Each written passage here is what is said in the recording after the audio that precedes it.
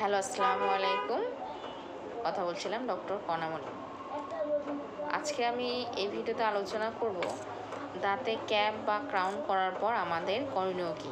আমরা অনেকেই দাঁতে ক্যাপ, ক্রাউন বা ব্রিজ করে নিই। এটা করার পর আমাদের এই ক্যাপ, ক্রাউন বা ব্রিজের কীভাবে যত্ন নিব, আমাদের কি করতে হবে, এই বিষয়ে আজকে আমি ভিডিওতে একটু আলোচনা করব। ক্যাপ, ক্রাউন বা ব্রিজ করার পর 1 ঘন্টা পানি বা কোনো খাবার না খাওয়াই ভালো। কারণ এই ক্যাপ, ক্রাউন করার সময় আমরা যে ম্যাটেরিয়াল দিয়ে এটা লাগাই দেই, এটা সেট হতে কিছুটা সময় নেই, যার কারণে এই টাইমে পানি বা কোনো খাবার খাওয়া যাবে না। ক্যাপ বা ক্রাউন বা ব্রিজ করার পর আমরা ঠিকমতো ব্রাশ করতে চাই না।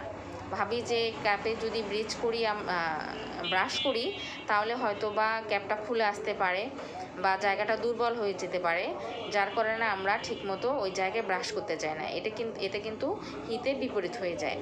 কারণ ক্যাপ এবং মাড়ির যে সংযোগ পয়েন্টটা আছে, যে মার্জিনটা আছে, এখানে যদি খাবার জমে থাকে তাহলে কিন্তু আপনার মাড়ি প্রদাহ হতে পারে।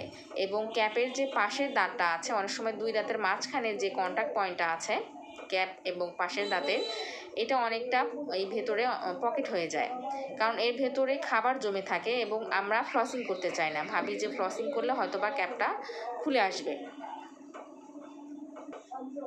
কিন্তু না, অন্য স্বাভাবিকভাবে আমরা যেভাবে দাঁত ব্রাশ করি ঠিক ওইভাবে আমাদের ক্যাপের জায়গাতেও ব্রাশ করতে হবে এবং পরিষ্কার রাখতে হবে। অনেকেই প্রশ্ন করে থাকেন ক্যাপ করার পর আমরা খাবার আগের মতো খেতে পারবো কি না। হ্যাঁ, আগের মতোই খেতে পারবেন। আমাদের দাঁত স্বাভাবিক খাবার খেতে যে লোডটা নেয়, ক্যাপও ঠিক সেইভাবে ততটুকুই লোড নেবে।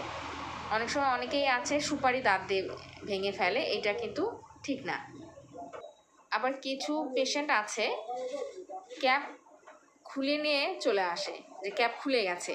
এটার কিছু কারণ হতে পারে, ক্যাপ তৈরি করার সময় কিছু ফল্ট থাকতে পারে বা পেশেন্টেরও কিছু অভ্যাসের কারণে ক্যাপ কিন্তু খুলে আসতে পারে।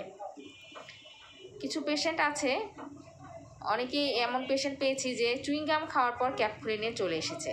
হ্যাঁ, এই টাইমে ক্যাপ যে দাঁতে করেছেন সেই দাঁত দিয়ে ওই সাইডে চুইংগাম না খাওয়াই ভালো। কারণ চুইংগাম একটা স্টিকি জাতীয় খাবার, এটা খাওয়ার পরে একটা ট্যাপারিং ফোর্স দাঁতে দেয়।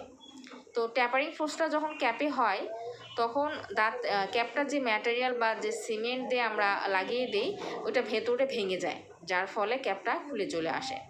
আবার ক্যাপ খুলে চলে এলে আমরা আমাদের সুযোগ সুবিধা মতো 15 দিন, 20 দিন বা 1 মাস পর ক্যাপ নিয়ে